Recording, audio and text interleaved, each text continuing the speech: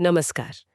आज हम एक ऐसे इंसान के जीवन और सोच की गहराइयों में उतर रहे हैं जिनकी बातें सीधी हैं, कभी-कभी थोड़ी चौंकाने वाली भी, लेकिन हमेशा हमेशा सोचने पर मजबूर करती हैं।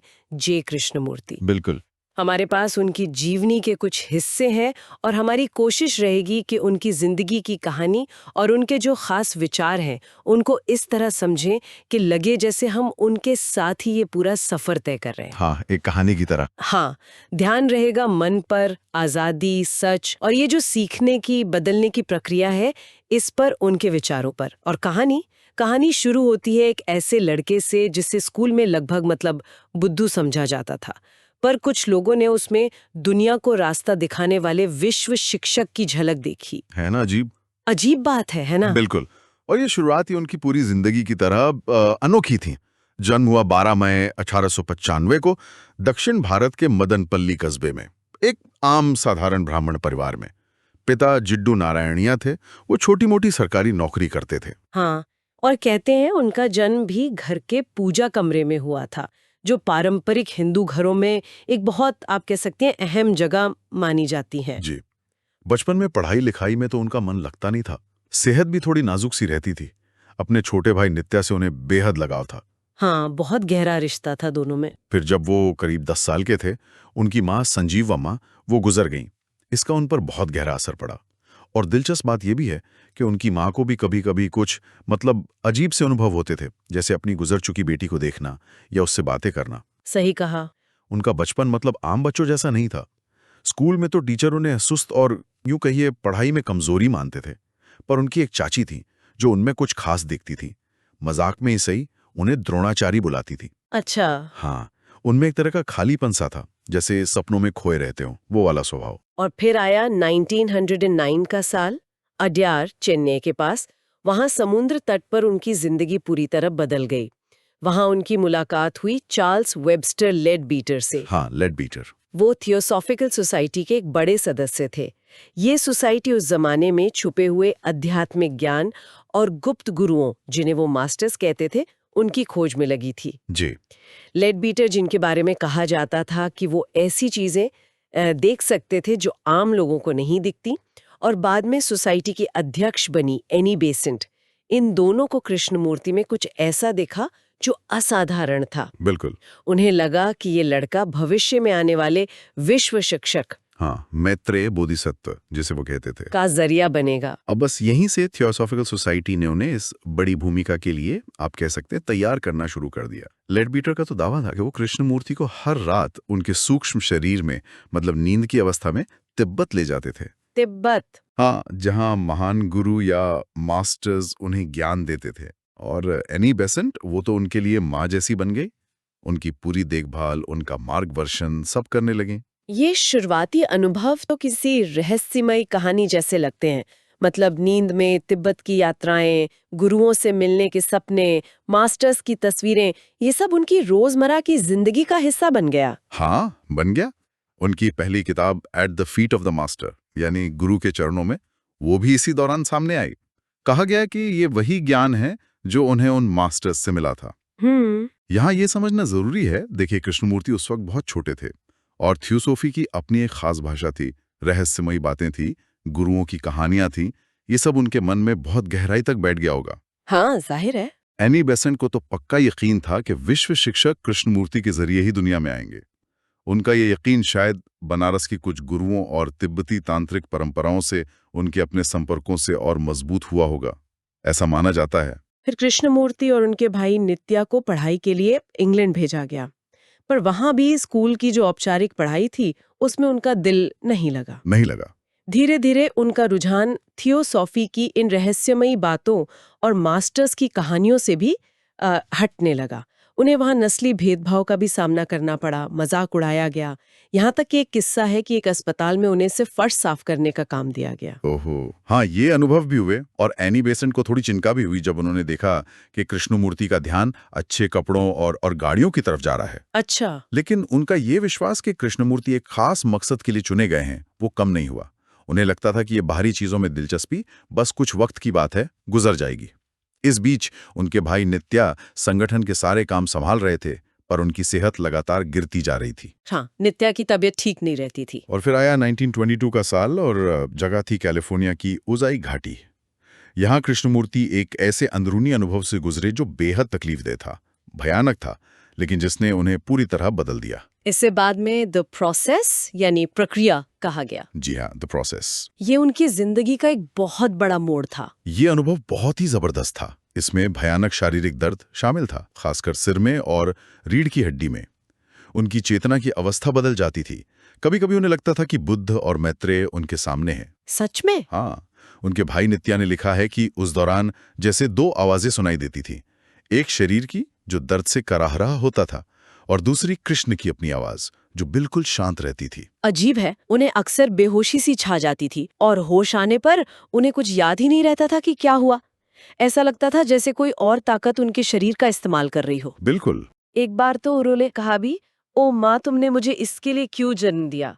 दर्द इतना ज्यादा होता था कि उन्हें लगता मानो रेगिस्तान में लेटे हों, आंखें खुली हों और सूरज सीधा चेहरे पर पड़ रहा हो। कमाल की बात यह कि बाद में कुछ लोगों ने इस प्रक्रिया को समझाने के लिए ये तक सोचा कि शायद उनके दिमाग की कोशिकाओं में, ब्रेन सेल्स में कोई भौतिक बदलाव, कोई म्यूटेशन हुआ हो। म्यूटेशन? हाँ, और ये चीज उनके बाद के विचारों से जुड़ती है, जहां वो चेतना के बदलने और दिमाग की सीमाओं से परे जाने की बात करते हैं। यानी ये सिर्फ कोई दिमागी या मनोवैज्ञानिक चीज नहीं थी, इसका एक गहरा शारीरिक पहलू भी था, ऐसा कुछ लोग मानते हैं। फिर 1925 में उनके प्यारे भाई नित्या, उनकी टीबी से मौत हो गई। हाँ, ये बहुत बड़ा आघात था। ये कृष्णमूर्ति के लिए एक और भयानक सदमा था। थियोसॉफिकल सोसाइटी के नेताओं ने और वो जो तथाकथित मास्टर्स थे, उन्होंने भरोसा दिलाया था कि नित्या बच जाएंगे, पर ऐसा हुआ नहीं।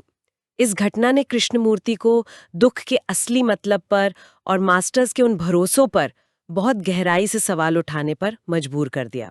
बिल्कुल। नित्या की मौत ने उनके मोह भंग को, जो शायद पहले से शुरू हो गया था, उसे और तेज कर दिया। वो पहले से ही थियोसॉफी के अंदर बनाए जा रहे पदों, जैसे वो एपोस्टल्स थे या अरहत थे, और इस तरह के ऊंच नीच के ढांचे से असहज महसूस कर रहे थे।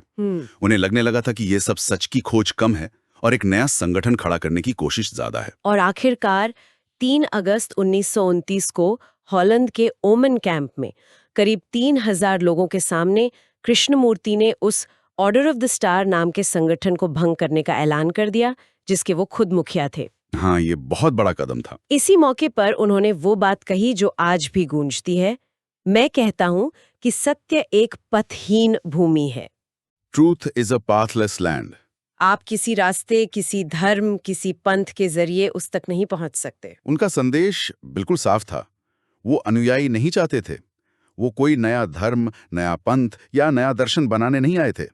उनका मकसद सिर्फ एक था, इंसान को हर तरह के पिंजरे, हर तरह के डर से आजाद करना। बिल्कुल। और ये आजादी किसी बाहरी गुरु, किताब या संगठन से नहीं मिल सकती। ये सिर्फ खुद को गहराई से समझने से ही मिल सकती है। ये बात वाकई सोचने पर मजबूर करती है। अगर सच तक पहुंचने का कोई बना बनाया रास्ता है ही नहीं, जैसा कृष्णमूर्ति कह रहे थे, तो फिर इंसान शुरुआत कैसे करे, कहाँ जाए? क्या इसका मतलब है कि हमें हर तरह के बाहरी सहारे, हर गुरु, हर किताब को छोड़ देना चाहिए? ये व्यक्तिगत आज़ादी और जो संगठित विश्वास होते हैं, उनके बीच एक बहुत मुश्किल सवाल खड़ा करता है ना? हाँ, ये सवाल तो उठता है। और ऑर्डर भंग करने के बाद कृष्णमूर्ति ने थियोसॉफिकल सोसाइटी से भी अपना नाता पूरी तरह तोड़ लिया। उन्होंने कहा कि उनकी बातें ना तो गुप्त हैं, ना रहस्यमयी, क्योंकि ये दोनों चीजें, गोपनीयता और रहस्य, इंसान को सच की खोज में बांध देती हैं, सीमाएं लगा देती हैं। इसके बाद के सालों में, खासकर 1938 से 1947 के बीच, जब दूसरा विश्व युद्ध चल रहा था, उन्होंने काफी समय ओजाई में अकेलेपन में बिताया। वो प्रकृति के बहुत करीब आ गए। हाँ, ओजाई में अकेले जंगलों में घूमते, ध्यान करते और बचपन में सीखे संस्कृत भजन कभी-कभी बुदबुदाते रहते थे। उन्होंने ऐसे किस्से भी सुनाए जब उनका सामना जंगली भालुओं और जहरीले रैटल स्नेक से हुआ। अच्छा। और कैसे उनके मन और शरीर की पूरी स्थिरता ने, उनके शांत रहने ने उन जानवरों को बिना कोई नुकसान पहुंचाए वापस जाने पर मजबूर कर दिया। गजब है। इसी दौर में उनकी मुलाकात मशहूर लेखक एल्डस हक्सले से हुई। हक्सले भी कैलिफोर्निया में रहते थे और उनकी आंखों की रोशनी जारी थी। दोनों में गहरी दोस्ती हो गई। हाँ, हक्सले से। वो अक्सर साथ में लंबी सैर पर जाते और घंटों बातें करते। कृष्णमूर्ति में लोगों को ठीक करने की एक अजीब सी शक्ति भी थी, जिसका जिक्र वैसे कम मिलता है। उन्होंने हक्सले की भी कुछ मदद की थी, ऐसा कहा जाता है। एक मजेदार किस्सा भी है अनीता लूज की किताब में। एक बार कृष्णमूर्ति, हक्सले, पति पत्नी, मशहूर अदाकारा ग्रेटा गार्बो, चार्ली चैपलिन और पॉलेट गुडार्ड जैसी हस्तियां पिकनिक मना रहे थे। अरे वाह। तभी एक लोकल पुलिस वाला आया और उन्हें आवारा समझकर वहां से भगा दिया। कमाल है। उसे पता ही नहीं चला कि ये दुनिया के इतने जाने माने लोग हैं। ये अकेले बिताए साल लगता है उनके विचारों को और मांझने वाले साबित हुए। प्रकृति के साथ उनका वो जो बिना शब्दों का संवाद था, उनका ध्यान, खुद के भीतर झांकने की प्रक्रिया, इन सब ने उनकी शिक्षाओं को और ज्यादा स्पष्टता दी होगी। हाँ, बिल्कुल। फिर 1947 में भारत आजाद हुआ, बंटवारा हुआ और उसके बाद कृष्णमूर्ति भारत लौटे। माहौल बहुत तनाव भरा था, हिंसा फैली हुई थी। यहाँ उनकी मुलाकात कई अहम लोगों से हुई। प्रधानमंत्री जवाहरलाल नेहरू से मिले। हाँ, नेहरू से। समाजवादी विचारक अच्युत पटवर्धन, रमन महर्षि के आश्रम से जुड़े मॉरिस फ्राइडमैन और पुपुल जयकर व नंदिनी मेहता जैसी सहयोगी, जो तो फिर जिंदगी भर उनके काम से जुड़ी रहीं। जी हाँ। इन सालों में उनके विचारों का और विकास हुआ। उन्होंने इंसान के रूपांतरण मतलब ट्रांसफॉर्मेशन, खुद को जानना, सेल्फ नॉलेज, सोच की प्रकृति क्या है, नेचर ऑफ थॉट, खामोशी या मौन का महत्व, साइलेंस। हाँ, मौन पर बहुत जोर था उनका। बिल्कुल। मन को एक क्षेत्र, माइंड एज अ फील्ड की तरह समझना, नकार या निषेध, निगेशन की रचनात्मक ताकत, प्रेम, दुख और मौत जैसे विषयों पर बहुत गहरी बातचीत की। उन्होंने कुछ खास विचारों पर जोर दिया, जैसे अवलोकनकर्ता के बिना अवलोकन। ये क्या है, थोड़ा समझाएंगे? अवलोकनकर्ता के बिना अवलोकन मतलब चीजों को या खुद को वैसे ही देखना जैसे वो हैं, बिना अपने विचारों, अपनी पसंद नापसंद, अपने अतीत के अनुभवों का रंग चढ़ाए, बस देखना। अच्छा। सजग होकर सुनना, लिसनिंग, जागरूकता, अवेयरनेस, कंडीशनिंग से मुक्ति, चीजों को टुकड़ों में नहीं बल्कि समग्रता में देखना, होलिस्टिक सीइंग, अंतर्दृष्टि, इंसाइट, और दिमाग में बुनियादी बदलाव, वो जो म्यूटेशन की बात थी, म्यूटेशन इन द ब्रेन, ये सब उनकी बातचीत के केंद्र में रहे। नेहरू के साथ उनकी बातचीत बहुत खास थी, आपने जिक्र किया। नेहरू देश और दुनिया की समस्याओं से परेशान थे।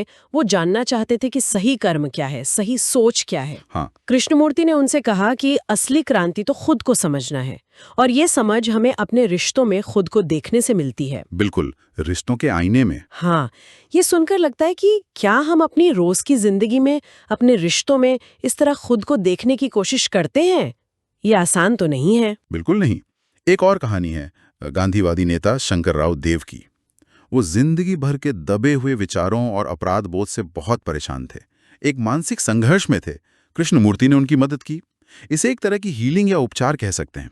अच्छा, हीलिंग भी। हाँ, कृष्णमूर्ति ने उनके अंदर के डर और जो दबी हुई इच्छाएं थीं, उनके टकराव को समझा और उन्हें उससे बाहर आने में मदद की। ये दिखाता है कि कृष्णमूर्ति का काम सिर्फ बातों या विचारों का नहीं था, उसमें गहरी हमदर्दी और शायद ठीक करने की क्षमता भी थी। 1956 में जब युवा दलाई लामा भारत आए तो उन्होंने कृष्णमूर्ति से मिलने की बहुत इच्छा जताई। उनकी एक छोटी सी मुलाकात हुई। कृष्णमूर्ति ने वहां भी परंपराओं से मुक्त होने की बात कही। हाँ, उनसे भी यही कहा। और शिक्षा, एजुकेशन, ये हमेशा कृष्णमूर्ति के लिए बहुत अहम रही। उन्होंने भारत में ऋषि वैली जैसे स्कूलों को शुरू करने में मदद की।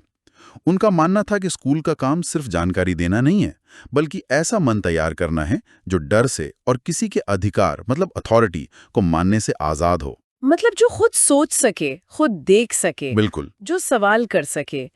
ये उनकी कंडीशनिंग से मुक्ति वाले विचार से सीधा जुड़ा है। कंडीशनिंग यानी वो सब तौर तरीके, मान्यताएं जो समाज, धर्म, परिवार हमें सिखाते हैं और जो हमारी सोच को एक दायरे में बांध देते हैं। कृष्णमूर्ति इसी कंडीशनिंग से आजादी की बात करते थे। बाद के सालों में ऊटी में उन्हें फिर से कुछ रहस्यमय अनुभव हुए, जिन्हें ऊटी के पहिए, व्हील्स ऑफ ऊटी कहा गया।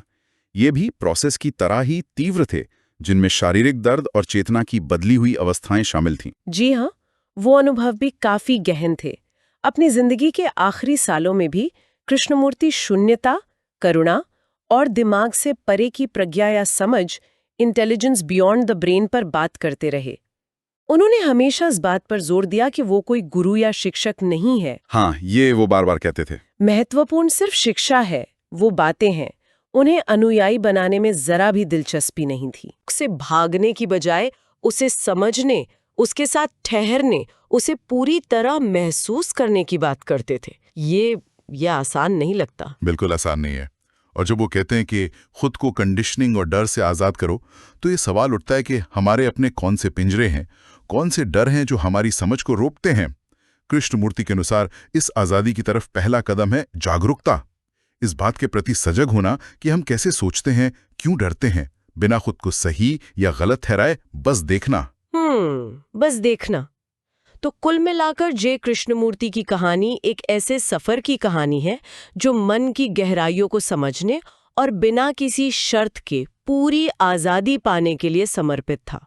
बचपन की गुमनामी से निकलकर दुनिया भर में पहचाने जाने वाले विचारक बनने तक उनकी जिंदगी गहरे अंदरूनी अनुभवों, हिम्मत भरी घोषणाओं और जो बनी बनाई मान्यताएं थीं, उनको लगातार चुनौती देने से भरी थी। सही कहा। उनकी सबसे बड़ी सीख शायद यही थी कि सच किसी संगठन, किसी विश्वास या किसी गुरु में नहीं मिलता, बल्कि वो खुद को जानने, अपनी कंडीशनिंग को समझने और लगातार बिना किसी पूर्वाग्रह के अवलोकन करने से ही सामने आता है।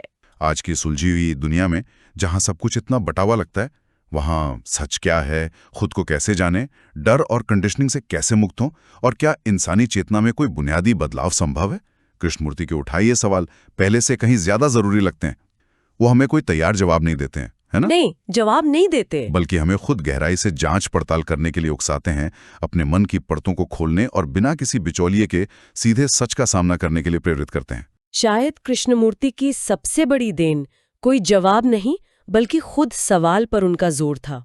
असलियत क्या है, मैं कौन हूँ, इन सवालों के निरंतर बिना शर्त, बिना किसी डर के जांच करते रहना।